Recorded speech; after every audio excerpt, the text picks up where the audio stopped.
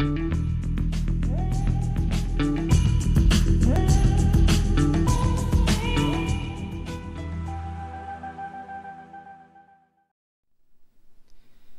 prima giornata di ritorno del massimo campionato, le ragazze del Bardolino Verona si impongono per 4-2 sul terreno pesantissimo della Riozzese e proseguono la rincorsa alla capolista Torres, vittoriosa sul campo del Milan e sempre avanti di 2 lunghezze.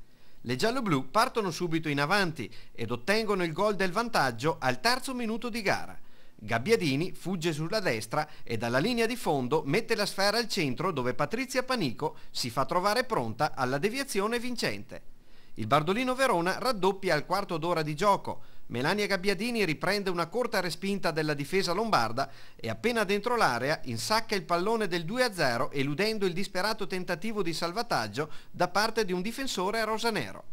Le veronesi, nonostante il terreno non consenta finezze stilistiche, costruiscono numerose occasioni da gol, impegnando l'attenta Gorno con Parisi.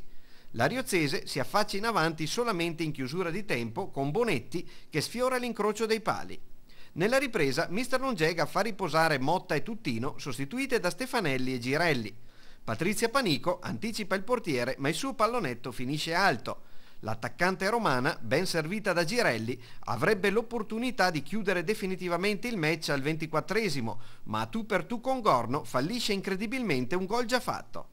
Gol sbagliato, gol subito è la regola che vige anche a Riozzo ed infatti la formazione locale riapre la gara con Bonetti che mette a sedere Schiavi e di sinistro trafigge l'incolpevole Brunozzi.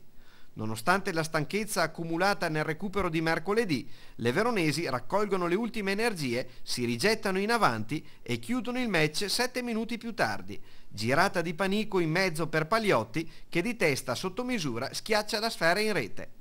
Il Bardolino potrebbe dilagare. Valentina Boni coglie un clamoroso palo al 38esimo, mentre Troiano mette a segno il primo gol personale in Serie A. La giovane vicentina, appena subentrata a Bomber Panico, supera in dribbling le avversarie, entra in area e con freddezza insacca la quarta rete scaligera. In piena zona Cesarini arriva anche il gol della doppietta personale per Bonetti, che sfrutta una indecisione della retroguardia gialloblu e rende meno pesante la sconfitta della formazione lombarda. Il Bardolino Verona supera dunque l'ostacolo rappresentato dalla doppia trasferta lombarda in 3 giorni.